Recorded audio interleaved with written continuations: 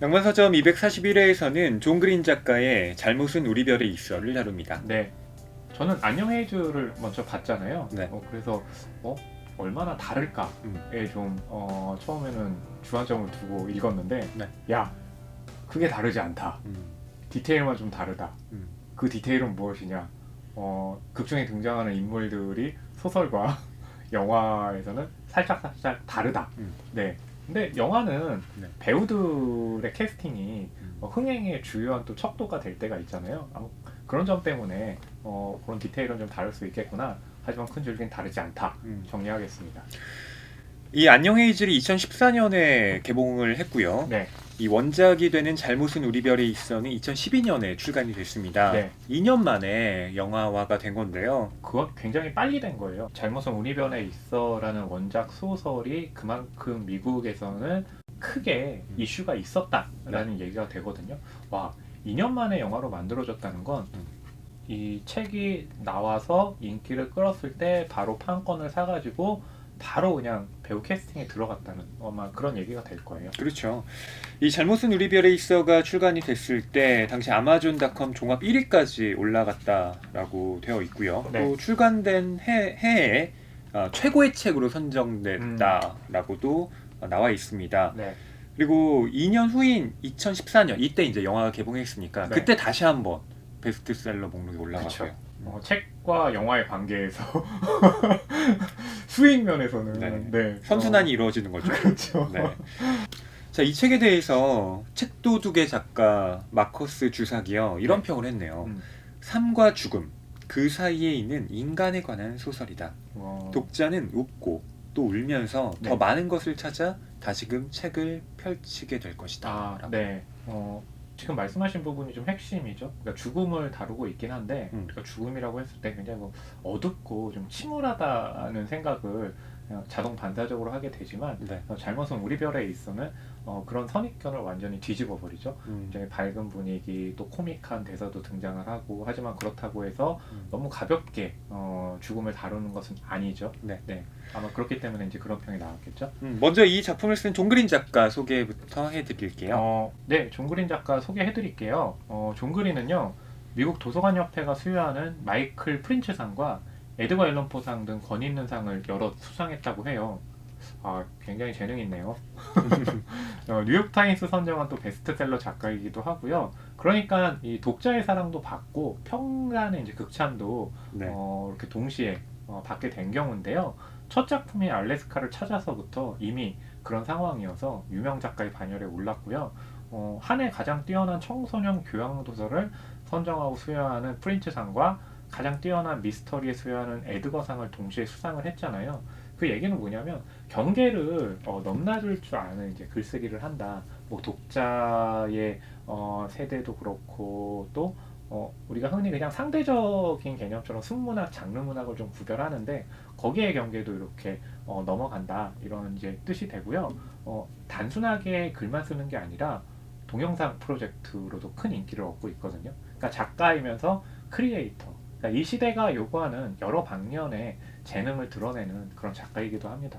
자, 존 그린의 다른 작품으로 레딧 스노우, 또 종이 도시, 거북이는 언제나 거기에 있어 등이 있다고 하는데 뭐 많은 작품이 한국에 번역이 돼 있습니다. 네, 잘못은 우리 별에 있어 책을 읽고 또 다른 작품은 어떤 성격일까도 굉장히 궁금해지더라고요. 네, 잘못은 우리 별에 있어의 주인공은 헤이즐이라는 소녀인데요. 갑상선에서 폐에 전이된 암으로 투병 중인 20대 후반의 여성입니다. 헤이즐은 폐 기능이 좋지 않아서 코에 연결된 원통형 산소 탱크를 철제 카트에 싣고 다니는데요. 이 집에서만 시간을 보내던 헤이즐은 자신과 비슷한 난치병을 앓고 있는 환우 모임에 정기적으로 나가게 됩니다. 그곳에서 헤이즐은 어거스터스라는 자신과 비슷한 나이 또래의 소년을 알게 되는데요. 어거스터스는 이 고륙종, 그러니까 뼈에 생기는 암이죠. 이것으로 이 왼쪽 다리를 절단했음에도 불구하고 쾌활하고 또 사교적인 성격을 가지고 있습니다. 이런 어거스터스와 또 헤이즐이 친해지게 되는데요. 그 계기가 또 있습니다. 그건 바로 모호한 결말로 끝난 소설, 여기는 장엄한 고뇌라는 책으로 소개가 되는데요. 이 책의 뒷이야기를 이 두 사람이 몹시 궁금해한다라는 그렇죠. 공통점이 있는 거예요. 이 장엄한 고뇌를 쓴 작가가 피터 반 호텐이라는 사람인데 이 피터 반 호텐에게 어거스터스가 이메일을 보내게 됩니다. 헌데 놀랍게도 네. 이 답장이 오는 거예요. 네. 네. 와. 그래서 헤이즐과 어거스터스가 이 작가 피터 반 호텐에게서 네. 쓰이지 않은 작품의 후일담을 들을 기대를 품고 그렇죠. 있습니다. 과연 이 두 사람의 소망이 이루어질 수 있을지 그에 대한 이야기 지금부터 나눠볼게요. 영화 안녕 헤이즐에서는요, 헤이즐 역할을 쉐일린 우들리가 맡았는데 다이버전트 시리즈의 주인공으로도 유명해요. 네. 하지만 다이버전트 시리즈 이전에 안녕 헤이즐에 출연을 하면서 유명해졌고, 그래서 이제 쉐일린 우들리가 그 영화에서 보여준 연기는 그렇게 아픈 상황임에도 불구하고 희망을 잃지 않잖아요. 그러니까 강인한 여전사하고도 연결되는 측면이 있는 거예요. 네. 그래서 다이버전트 시리즈에서 주인공으로 이제 발탁이 됐고, 어거스터스 같은 경우는 안셀 엘고트가 맡았거든요. 네. 안셀 엘고트가 베이비 드라이버로 또 유명하잖아요. 국내에도 왔었어요. 그래서 네. 국내에 와가지고 그래서 BTS와의 인연을 밝히기도 했는데 이 얘기를 드리는 이유는 뭐냐면 안셀 엘고트가 또 가수로서 DJ로서도 활동을 해요. 네, 그렇기 때문에 안셀 엘고트를 좋아하는 분들도 굉장히 많고, 그리고 피터 반 호텐, 이 작가는 누가 맡았을까? 윌렘 데포가 연기를 했거든요.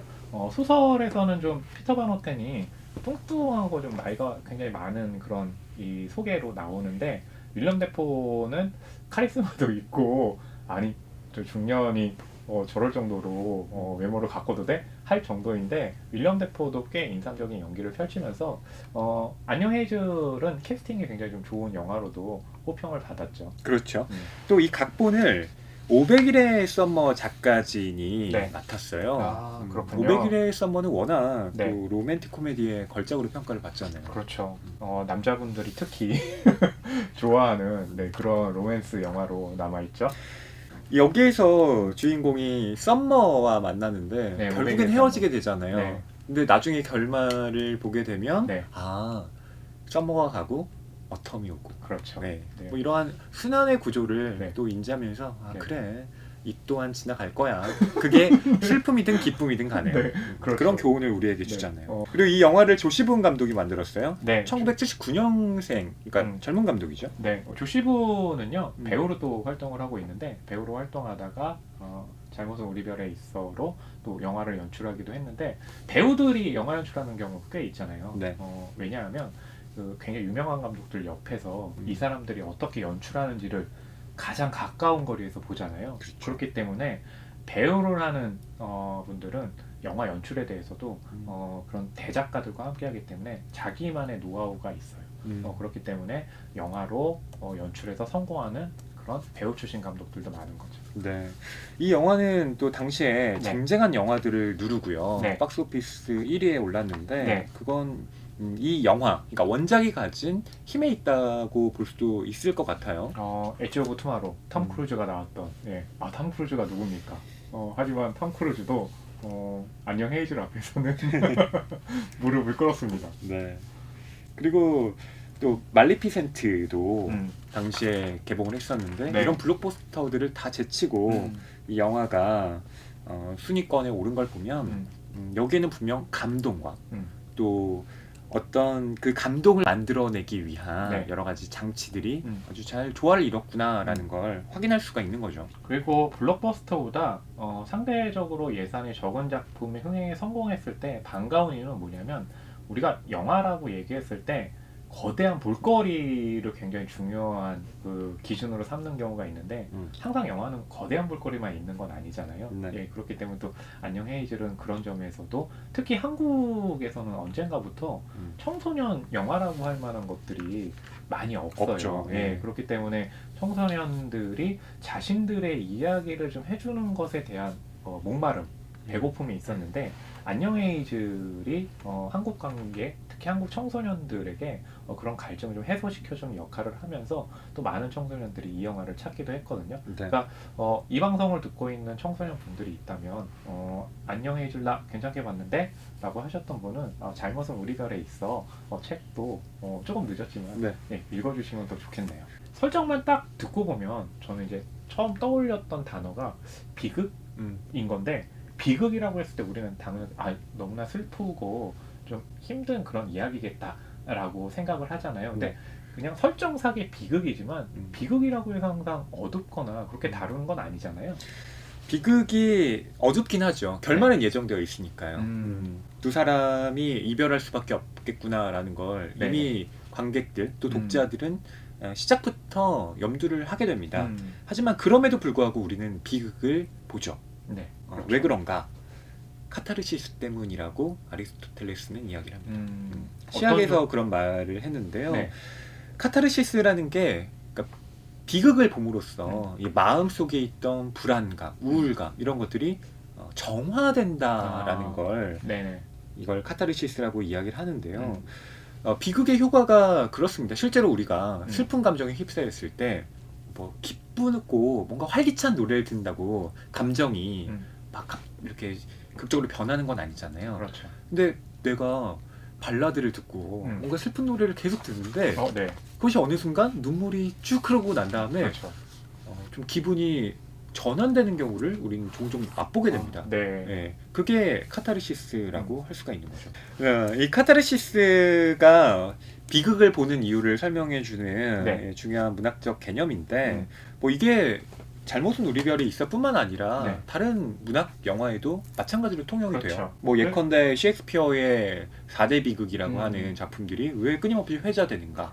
그걸 보면서 우리는 물론 그 캐릭터들에 대한 그 연민을 느끼지만 동시에 우리는 그와는 달라라는 어떤 위안을 얻기도 하고 또 동시에 그 캐릭터에 푹 빠져들면서 내가 내재하고 있는 여러 가지 감정의 어두운 면들을 간접적으로 해소하게 되는 경향도 생기게 되죠. 그렇죠. 자, 헤이즐은 어렸을 때부터 이 암과 싸워왔는데 지금은 팔랑키포라는 약 덕분에 이 암 전이 세포들의 성장이 억제되어 있는 상태입니다. 하지만 그렇더라도 이제 폐의 반 정도를 이제 쓰지 못하기 때문에 이렇게 호흡하는 게 힘든 상황이잖아요. 그래서 산소통을 옆에 두고선 그것으로 호흡을 하는데 이제 도움을 얻고 있거든요. 그러니까 생활을 하는 데 있어서는 산소통을 항상 갖고 다녀야 되던가 옆에 둬야 하기 때문에 쉽지는 않은 거죠. 삶에 대한 우울감이 늘 그림자처럼 헤이즐을 따라다녀요. 그런 염세적인 발언을 헤이즐이 이제 실제로 하기도 하는데 그게 비슷한 이 난치병을 앓고 있는 사람들이 모여서 서로의 고민을 좀 들어주는 그리고 힘을 북돋는 그런 모임이 있는데 거기에서 이런 이야기를 합니다. 언젠가 그런 날이 올 거야. 우리 모두 죽는 날이.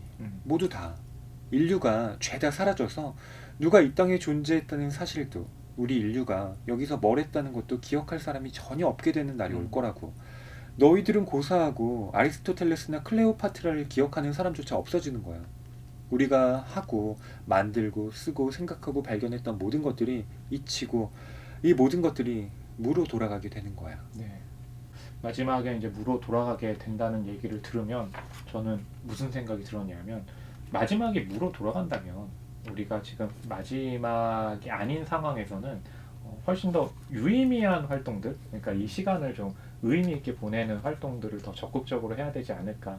지금 몸 상태가 어떻든 간에 그렇게 좀 생각을 할 수 있지 않을까 생각을 하거든요. 그렇다면 이 헤이즐에게 유의미한 의미는 뭘까? 유의미한 또 그런 관계는 뭘까? 라고 생각했을 때 어거스터스가 아닐까. 스무스하죠? 저는 이런 헤이즐의 견해는 양가적으로 반응할 수 있다고 생각합니다. 하나는 허나운 평론가님 말씀하신 삶의 긍정으로 그것을 전환시키는 방식이 있을 테고요. 다른 한 가지는 그렇기 때문에 우리가 하는 일이 뭐가 그렇게 대단하겠어. 부질없는 거야 라고 받아들이는 쪽도 있는 거죠. 그래서 헤이즐은 이런 결론을 내립니다. 어차피 우리는 모두 다 사라질 거기 때문에 필연적인 망각이라는 게 걱정된다면 그냥 무시해라. 나는 그렇게 충고하고 싶다라고 말을 하는데요. 이걸 누구한테 이야기하느냐? 바로 어거스터스에게 이야기를 합니다. 그 어거스터스 같은 경우는 또 헤이즐하고는 생각이 살짝 달라요. 네. 어거스터스는 자기가 만약에 사라진다면 자기에 대해서 세상에 무언가를 기억하지 못한다면 그것이 굉장히 좀 억울하다는 그런 심정을 갖고 있는 인물이기도 잊히는 게 하거든요. 가장 두렵다라고 그렇죠. 말을 해요. 그래서 그런 점에서는 헤이즐과 어거스터스는 굉장히 좀 다른 그런 인물들입니다. 또 잊히고 안 잊히고는 제가 결정할 수 있는 문제가 아니잖아요. 네. 그래서 여기에 나오는 전 기도문이 인상적으로 다가오더라고요. 네. 책의 14쪽에 있는데요. 네. 이 모임에서 이렇게 기도를 합니다. 주여, 우리에게 우리가 바꿀 수 없는 것들을 평온하게 받아들일 힘과 바꿀 수 있는 것들을 바꿀 용기와 이 둘을 분별할 수 있는 지혜를 내려 주소서라고요. 네. 저는 종교는 없지만 이 기도문이 특히나 인상 깊었던 것이 네. 우리가 바꿀 수 없는 것들은 평온하게 받아들일 힘, 그리고 바꿀 수 있는 것들은 바꿔야 한다는 용기, 네. 그리고 그것들을 잘 구분할 수 있는 지혜. 그렇죠. 이것이 정말 완벽한 소원이라는 생각이 들더라고요. 말을 딱 들으면 그래 이렇게 살아야 돼라고 하지만 그게 너무 힘들잖아요. 그러니까 뭐 저만 그런 게 아니라 많은 사람들이 있는 그대로를 받아들이고 그 안에서 좀 만족하는 삶, 그것이 최선일 수 있음에도 불구하고 사람들은 아까 허이평론가님 말씀하신 것처럼 욕망도 크고 또 야망도 있고 이렇기 때문에 그거를 이루기 위해서 내가 흔들리면 안 되는데 지금 상황에서 그런 경우들이 굉장히 많잖아요. 네, 아마 그렇기 때문에 지금 해주신 말씀 같은 경우가 굉장히 중요하지만 사람들이 잘 그거를 받아들이지 못해서 그런 의미가 기록으로도 좀 될 수 있는 것이 아닌가 하는 생각도 들어요. 네. 자, 어거스터스와는 서포트 그룹에서 만나게 되는데요. 네. 어거스터스는 친구 아이작의 소개로 이곳에 오게 됩니다. 이 서포트 그룹이 운영되고 있는 공간이 또 의미심장해요. 네. 교회 지하실에서 네. 이른바 예수님의 심장이라고 하는 네. 곳에 이 사람들이 모여 있는 거잖아요. 그러니까 체육관 형태로 되어 있는데 그 가운데 이제 십자가 모형이 있잖아요. 근데 그 십자가 모형의 그 위에서 사람들이 둥글게 모여서 이제 서로의 이야기를 나누는 그런 공간인 거죠. 영화에서는 보다 명징하게 나와 있습니다. 아예 양탄자 같은데 그 예수님의 모습을 이렇게 다 술을 놓고 네. 정말 그 가슴 위에 이들이 뺑 둘러 앉아서 이야기를 나누는 거예요. 네. 그런 모임들이 굉장히 많잖아요. 그러니까 알코올 중독을 다루는 영화를 보게 되면 또 그 알코올 중독 자신의 사연, 그리고 얼마나 술을 끊었는지 며칠 동안 이렇게 고백하는 장면에서 보게 되면 원으로 해서 이렇게 사람들이 모여 있는데, 그런 모임들이 그러니까 자기 마음 속에 있는 말들을 그래도 끄집어내서 이야기를 하면 또 거기서 생기는 그런 좀 정화되는 느낌 같은 것들이 있나 봐요. 그렇죠. 같이 연대한다라는 느낌을 또 공유할 수 있잖아요. 자기 혼자만의 고통이 아니라 지금 우리가 같이 안고 있고 또 그것을 이야기 나눔으로써 같이 극복할 수 있다라는 그런 힘도 생기는 거죠. 네.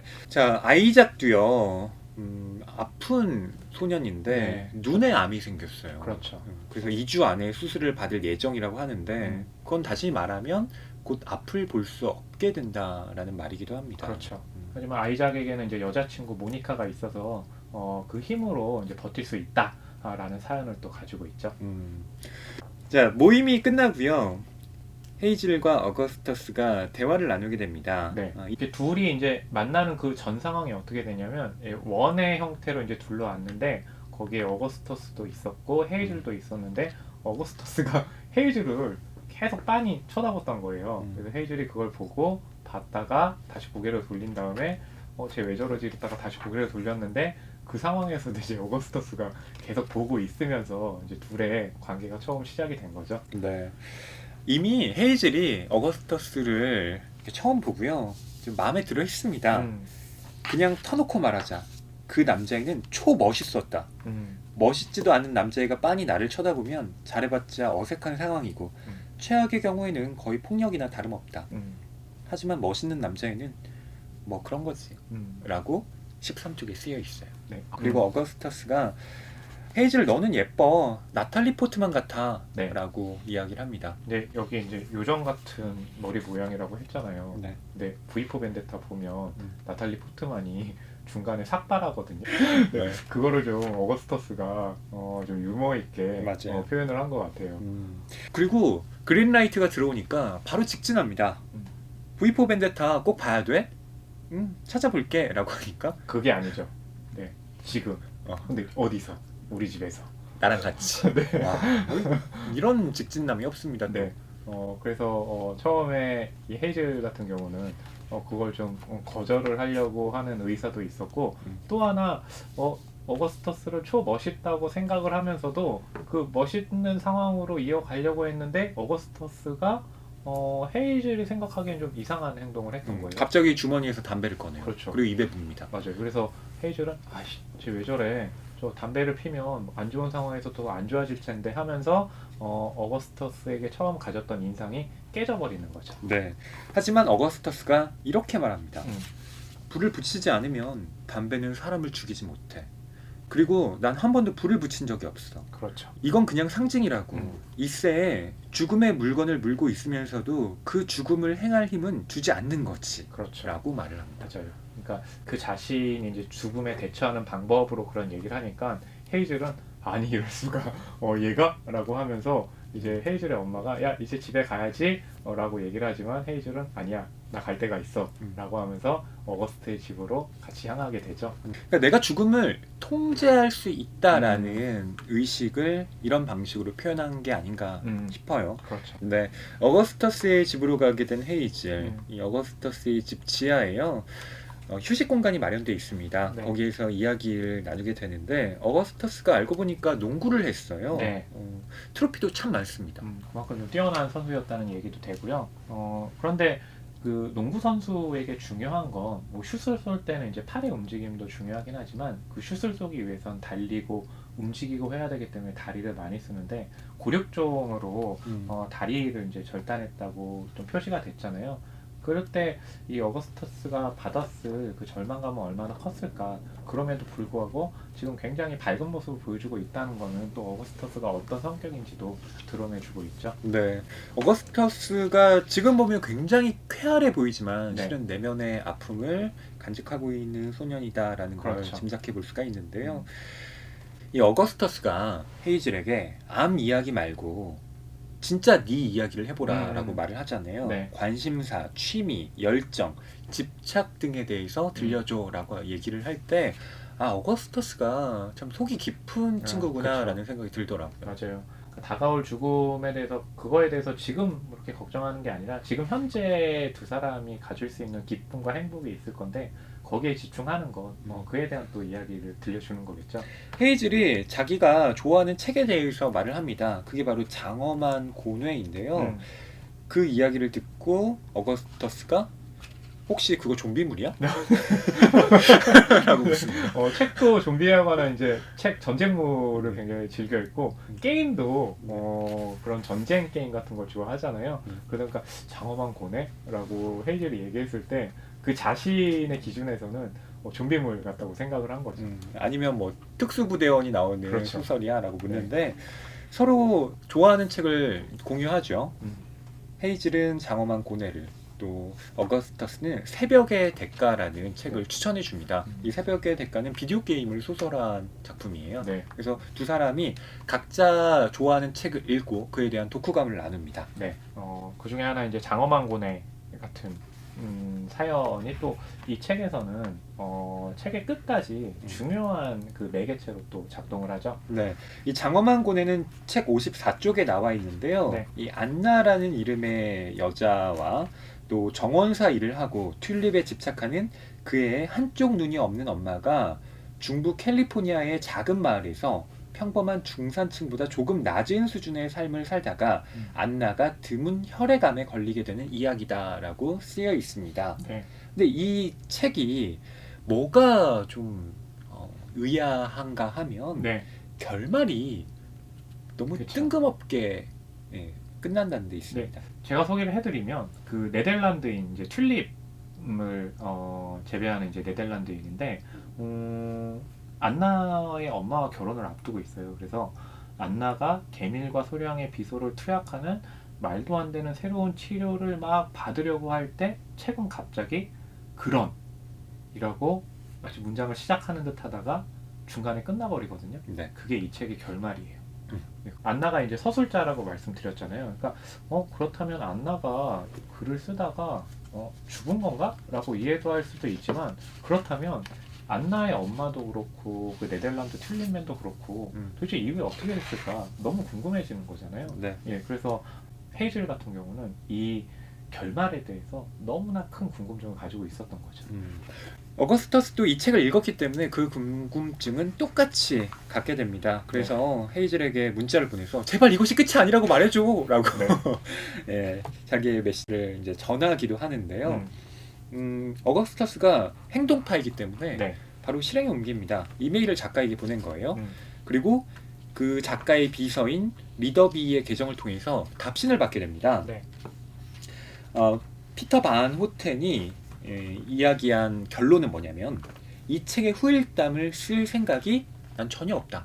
그렇죠. 그리고 당신들에게 들려줄 그런 의도도 없다. 그 소식을 전해들은 헤이즐이 역시 이 피터 반 호텐에게 이메일을 보내게 되는데요. 제발 두어 가지 질문에만 답해주세요. 그렇죠. 라고 간청을 하는데 역시 이 피터 반 호텐에게 답이 옵니다. 뭐라고 말을 하냐면 증거가 남을 우려가 있기 때문에 글이나 전화로는 들려줄 수가 없다. 다만 내가 지금 암스테르담에 살고 있는데 너희들이 이곳에 오게 된다면 내가 이야기를 해줄 수는 있다라는 말을 전해요. 네. 근데 그런 생각도 하게 돼요. 헤이즐 같은 경우는 산소통을 계속 가지고 다니면서 호흡을 해야 되는 상황인데 비행기에 타가지고 미국에서 암스테르담까지 가는 게 쉽지는 않을 텐데 갈 수 있을까? 라고 생각을 하게 되지만 자신이 갖고 있는 궁금증을 해결하기 위해서 또 이제 만나러 가는 상황이 되잖아요. 그런 것들을 또 어거스터스가 굉장한 도움을 주고 있고 또 어거스터스가 헤이즐을 굉장히 사랑하는구나 하는 마음도 느껴지고요. 우선 경비 문제가 걸리죠. 거기까지 가는데 돈이 얼마 들겠어요. 비행기 값만 했죠. 하지만 어거스터스에게는 지니가 있잖아요. 지니. 이 책에 지니라는 말이 나왔을 때 저는 알라딘의 그 지니를 떠올렸습니다. 저도요. 도대체 뭐야 이 지니가? 그렇죠. 라고. 그리고 책의 끝까지도 계속해서 지니에 대한 소개만 있기 때문에 정확하게 이 지니가 무엇인지, 그러니까 알라딘에서는 지니가 램프 속에 있다가 나와가지고 세 가지 소원을 들어주잖아요. 하지만 지금 이 잘못은 우리 별에 있어는 그런 동화나 환상이 아니라 현실에 대한 이야기를 하고 있잖아요. 그래서 좀 설명이 필요하죠. 이 지니는요, 이 미국에 메이커 위시라는 재단이 있다고 합니다. 불치병, 난치병에 걸린 이 사람들의 소원을 들어주는 재단이라고 하는데요. 그것이 이루기 어렵다 할지라도 이 사람들이 계속 병과 싸워나갈 힘을 좀 만들어주기 위해서 이런 독지가들의 도움으로 이걸 운영하고 있는데요. 이미 이 지니의 소원을 헤이즐은 과거에 썼습니다. 하지만 어거스터스는 쓰지 않았죠. 헤이즐이 썼던 소원이 뭐냐? 바로 디즈니랜드에 가는 거였습니다. 그래서 어거스터스가 아니 그렇게 중요한 소원을 왜 디즈니랜드 같은 인공성이 있는 곳에다가 사용을 했냐고 라고 얘기를 하지만 또 헤이즐 입장에서는 디즈니랜드에 간다는 게 너무나 큰 기쁨이기도 했잖아요. 그래서 그런 얘기들을 또 나누기도 하죠. 자, 이 지니의 소원을 어거스터스는 아직 사용하지 않았고 그 소원을 바로 암스테르담에 헤이즐과 같이 가게 해주세요라는 부탁으로 가름을 하게 됩니다. 그러면서 이 두 친구들은 암스테르담으로 이제 가게 되죠. 단 둘만 가는 건 아니에요. 헤이즐의 엄마도 같이 갑니다. 그리고 영화에서는 그 헤이즐의 엄마가 배우 로라 던입니다. 로라 던은 예전부터 워낙에 이제 유명한 배우이기도 했고, 그런데 또 로라 던이 이 안녕 헤이즐에서는 헤이즐의 엄마 역할을 하면서 또 굉장히 좀 헌신을 하면서도 또 자신의 미래를 위해서 어떻게 계획하는지를 보여주잖아요. 그리고 헤이즐이 이 자신의 죽음 때문에 자기의 부모님들이 힘들어하지 않을까라는 고민 때문에 신경질을 내는 장면이 등장을 하거든요. 내가 알고 봤더니 엄마가 이제 헤이즐 같은 아이들을 위해서 일종의 상담사 역할을 하기 위한 학위 공부를 하고 있었다는 사실을 알고는 또 헤이즐이 또 엄마가 나 때문에 이렇게 희생하긴 하지만 또 자신의 인생을 살고 있구나라는 것 때문에 또 힘을 얻기도 하죠. 네. 하지만 여기까지 가는 과정이 또 만만치 않아요. 네. 의료진도 설득해야 되고요. 또 헤이즐의 폐에 물이 차서 병원에 입원을 또 하게 되는 그렇죠. 상황이 펼쳐지게 됩니다. 네. 이 모든 어려움을 뚫고요. 암스테르담으로 가게 되는데 그 전에 이 어거스터스가 보낸 이메일에 피터 반 호텐이 직접 손편지를 보내옵니다. 네. 거기에 잘못은 우리 별에 있어라는 네. 이 책의 제목이 언급돼요. 그렇죠. 처음에는 과연 이게 무슨 의미일까? 라는 생각이 들었었는데 바로 이 편지에서 설명이 됩니다.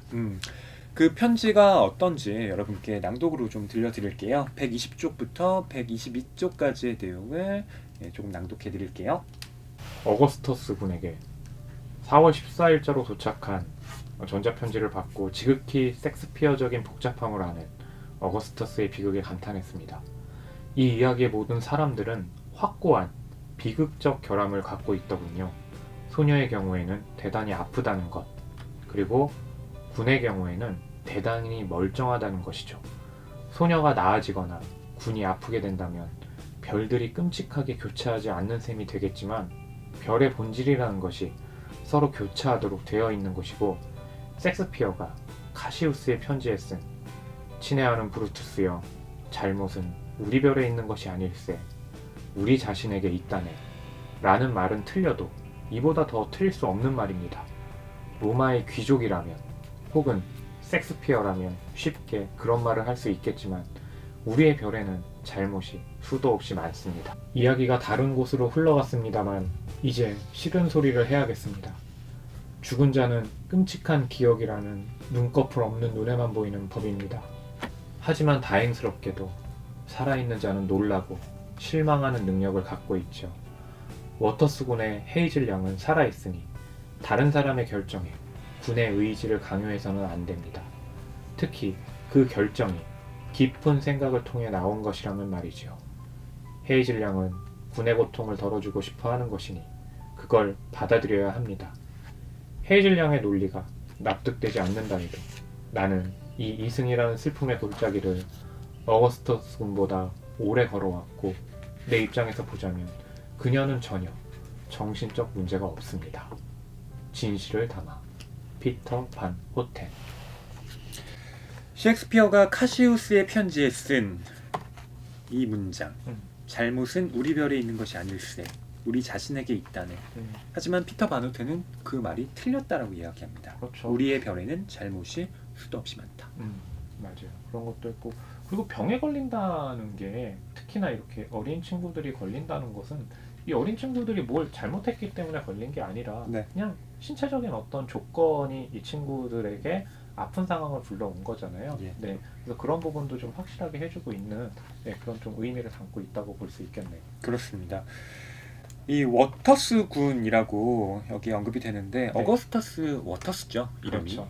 그래서 이렇게 워터스 군이라고 되어 있는데 여기에서 이 피터 반 호텐이 헤이즐 양의 논리가 납득되지 않는다 해도 나는 내 입장에서 보자면 그녀는 전혀 정신적 문제가 없습니다 라고 말을 하는데 이걸 좀 말씀을 드려야 될 것 같아요.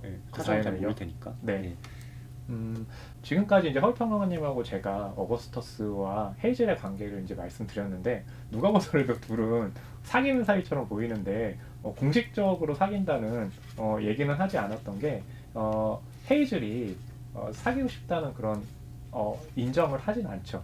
왜냐하면 헤이즐이 자신이 혹시 죽음으로써 어거스터스에게 그것이 슬픔은 되지 않을까라고 해가지고 사귀는 그 단계까지는 가지 않으려고 굉장히 노력을 했고 그 부분에 대해서 또 어거스터스가 피터 반 호텐에게 이제 들려줬던 거죠. 네, 헤이즐이 나는 수류탄이야라고 얘기합니다. 그게 그렇죠. 참 가슴 아픈 말이죠. 그러니까 이 자신의 아픔으로 인해 가지고 주변에 받게 될 주변 사람들의 상처를 자신은 이제 수류탄이라고 또 표현을 했던 거죠. 하지만 헤이즐이 자신이 수류탄이 아님을 깨달아가는 과정이 이 책 안에 또 담겨 있는 것이고요. 그걸 보면서 사람들은 우리 자신의 삶을 조금 더 긍정할 수 있게 되는 겁니다. 이 책이 특히 이제 후반부에서 암스테르담으로 간 헤이즐, 어거스터스 그리고 헤이즐의 엄마의 이야기를 다루고 있는데 그쵸. 피터 반 호텐도 이때 등장을 합니다. 과연 두 사람이 이 장엄한 고뇌의 결말을 들을 수 있을지 없을지 여러분께서 네. 직접 확인해 보시면 좋겠고요. 음. 이 책에 대한 한 줄평 나눠보도록 하겠습니다. 허위평가님의 한 줄평 어떻게 되나요? 제가 준비한 평은 이렇습니다. 네. 구원은 일시적, 그러나 무가치하진 않다. 아, 네. 구원은 일시적 이래가지고 저는 부정적인 의미인가? 라고 생각했는데 그것은 아니라는 거죠. 네. 어거스터스가 게임을 참 좋아하는 소년이다라고 말씀을 드렸는데 이 어거스터스가 하는 게임이요. 테러리스트들로부터 사람들을 구하는 네. 그런 뭐 군인의 이야기예요. 그쵸. 네. 근데 이 어거스터스가 이 테러리스트들로부터 자신의 캐릭터를 희생해서 맞아요. 사람들을 잠시나마 지켜냅니다. 그래서 이제 아까 그 눈에 암이 있다고 말한 친구 아이작 같은 경우가 헤이즐에게 이제 어거스터스는 너무 자신의 캐릭터를 남들을 구하는데 희생하는 경향이 있다라는 불만 아닌 불만을 또 나타내기도 하죠. 네. 하지만 어거스터스가 책의 66쪽에서 이렇게 말을 해요. 모든 구원이란 일시적인 거야.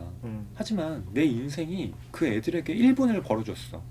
그건 무가치한 게 아니야. 그렇죠. 네. 맞아요. 저 이 말이 게임에서 이런 통찰을 이끌어내다니. 그 아이들에게 준 1분이 또 이 아이들이 1분을 통해서 좀 더 삶을 지속을 할 수 있다면 단순한 1분이 아니라 그 1분이 무한대로 또 늘어날 수도 있는 거잖아요. 네, 바로 이제 그런 부분들을 드러내는 거였죠. 그렇습니다. 저는 이 작품이 이야기하고 있는 메시지가 바로 여기에 있다고 생각을 해요. 모든 구원은 일시적이죠. 네. 뭐 헤이즐과 또 어거스터스가 영원히 사랑할 수 있는 건 아닐 겁니다. 네. 그렇죠. 하지만 그럼에도 불구하고 이들의 사랑 또 이들의 우정이 결코 무가치한 게 아니었다라는 그쵸. 거. 우리의 삶도 언젠가는 끝나겠지만 그것이 결코 가치가 없는 일이 아님을 저는 이 책을 통해서 좀 생각해 보게 되더라고요. 네. 그래서 이런 한 줄 평 달아봤습니다. 저도 그런 맥락이거든요. 그래서 이제 저의 한 줄평 같은 경우는 다가올 미래의 비극에 슬퍼하기보다 현재의 관계의 행복을 느끼다라고 했거든요. 그러니까 이 친구들은 분명 그런 이제 비극에 대해서 대비하고 있긴 하지만 그 대비 방식이 슬퍼하거나 이런 게 아니라 지금 그 주변에서 벌어지는 일에 훨씬 더 의미를 두고 관계를 건강하게 가져가는 것으로 보이거든요. 네, 그래서 이 책이 주는 가장 큰 장점이라고 생각을 했어요. 그래서 그렇게 좀 한 줄 평을 정해봤습니다. 네. 마지막으로 이 책에 대한 사소한 불만도 좀 말씀을 드리고 싶은데요. 아까 이제 지니 같은 경우 얘기를 했지만 지니도 이제 허위평론가님이 성실하게 조사를 해주셔서 설명이 됐지만 이 책에서는 지니에 대한 설명이 없어가지고 혹시 이것이 정말 알라딘 램프의 지니야? 라는 착각을 할 수 있을 정도의 부분도 있었고. 네, 이왕이면 좀 역자가 괄호 안에 설명을 넣는다든가, 그렇죠. 뭐 뒤에 주석을 다는 방식으로 독자들에게 좀 이걸 설명해 줬으면 좋았겠다라는 아쉬움이 있더라고요. 그렇죠. 네. 또 한 가지는 헤이즐이 도대체 몇 살일까? 저 굉장히 궁금했습니다. 표현들이 몇 개가 나오죠. 뭐 34세 반의 나이잖니? 라고 하면서 이제 엄마가 헤이즐에게 표현하는 부분도 있고 17살이라고 또 표기된 부분도 있고. 네. 이 소설의 첫 문장은 이렇게 시작을 해요. 17살 겨울 후반에 엄마는 내가 우울증이라는 결론을 내렸다. 그래서 엄마가 또 이제 모임에도 좀 나가보고 좀 외부 활동을 해봐 라고 조언을 해서 어거스터스와 만나게 되는 그 모임에 나가게 되는 거잖아요. 네. 그런데 또 그 다음 페이지에서는 이렇게 되어 있습니다. 자, 서로 자기소개를 한다. 내 차례가 되면 나는 이렇게 말할 것이다. 나는 헤이즐이고 16살이야. 라고요. 네. 그렇게 사소한 이제 디테일한 부분에 있어가지고 읽는 데 있어서는 좀 혼란을 일으키는 게 있죠. 큰 혼란은 아니지만 네, 좀 걸리는 부분이기도 하죠. 맞아요. 그리고 이 책의 237쪽에 보면 오자도 있어요. 피넛 버터 과라고 되어 있습니다. 네. 이건 작품에 대한 아쉬움이라기보다 이 편집에 대한 아쉬움인 건데요. 네. 피넛버터와라고 하는 것이 문법에 맞는 건데 제가 물론 이런 뭐 오자가 있을 수는 있겠지만 이 잘못은 우리 별에 있어가 이미 많이 팔린 책이고 네네. 또 쇠를 거듭하면서 개정판도 나오는 그쵸. 상황이거든요. 개정판 2세까지 발행이 된 상황이죠. 네. 그런데 이걸 바로잡지 않았다라는 것도 좀 아쉽긴 하더라고요. 네.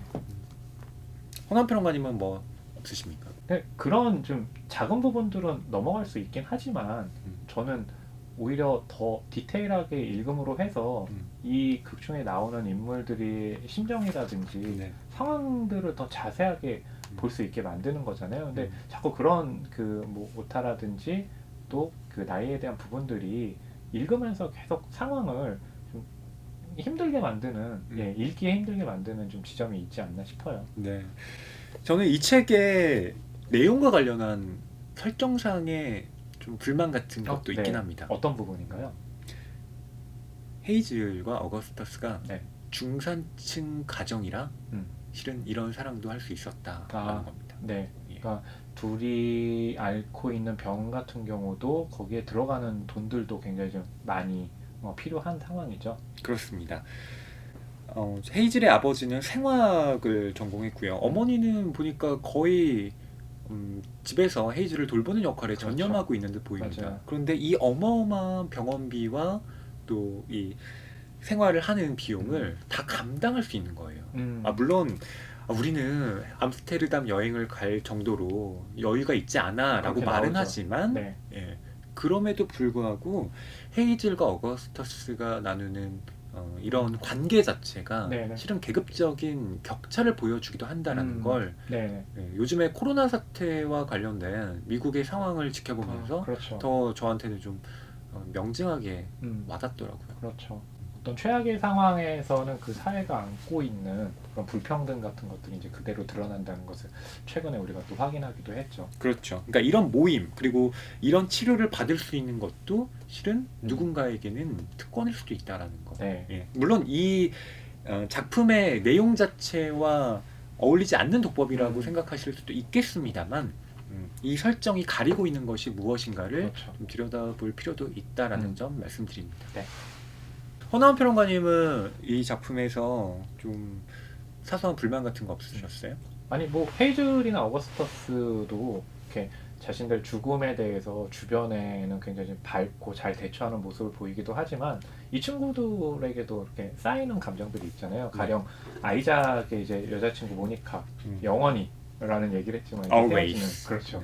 헤어지는 상황이 됐는데 거기에 대한 그 보복의 그 방법 중에 하나가 모니카의 집에 가가지고 그 집을 그리고 차를 향해 가지고 달걀을 던지는 부분이 있었잖아요. 네. 꽤 폭력적이지 않나요? 그 본인들의 어떤 그 심정을 푸는 방식으로는 네. 그런 느낌도 들긴 했는데요. 모니카와 아이작이 깔끔하게 헤어진 것 같긴 해요. 예. 그렇죠. 그런데 문제는 아이작이 느끼기에 내가 이렇게 수술을 받고 왔는데 이 모니카에게 전혀 연락이 없다는 겁니다. 예. 그렇죠. 근데 연락이 없을 수도 있죠. 그렇죠. 이렇게 쌓이는 감정은 있을 수는 있겠죠. 헤어진 후에 아이작이 수술을 하고 나서 연락이 아주 없다는 것 억울할 수도 있겠죠. 하지만 헤어진 상황에서 연락이 없을 수도 있는 거잖아요. 근데 이 어거스터스와 아이작과 헤이즐이 계란을 사서 그 집에 가서 이제 차를 향해 계란을 던지고 그렇죠. 그 광경을 이제 모니카의 어머니가 보게 되는데 우리는 정당한 복수를 하고 있는 거다. 그렇죠. 그러니까 그냥 돌아가시는 게 좋습니다. 라고 맞아요. 어거스터스가 말을 하잖아요. 그리고 또 모니카의 어머니는 그 얘기를 듣고 또 바로 집 안으로 이제 들어가서 그 상황을 계속 당하고 있기도 하거든요. 이런 장면을 우리가 또 어떻게 해석할 것인가. 물론 뭐 세 사람의 입장에서 감정이입을 해본다면 그럴 수도 있겠다 싶지만 또 모니카나 다른 사람 입장에서 본다면 왜 이런 짓을 이들이 하지? 라는 그런 의구심을 품을 수도 있는 거죠. 그렇죠. 뭐 그런 상황에 대해서 좀 폭력적인 그 느낌도 들고 그렇다고 얘네들이 청소년이기 때문에 그런 거야 라고 할 수도 있는 건 아니잖아요. 자, 잘못은 우리 별에 있어 이야기를 나눠봤는데요. 여러분께서는 또 어떤 독후감 있으실지 모르겠습니다. 네. 댓글로 많이 남겨주시면 감사하겠고요. 음. 저희 방송은 이것으로 마치겠습니다. 네, 다음 주에도 또 새로운 책으로 다가오겠습니다. 감사합니다.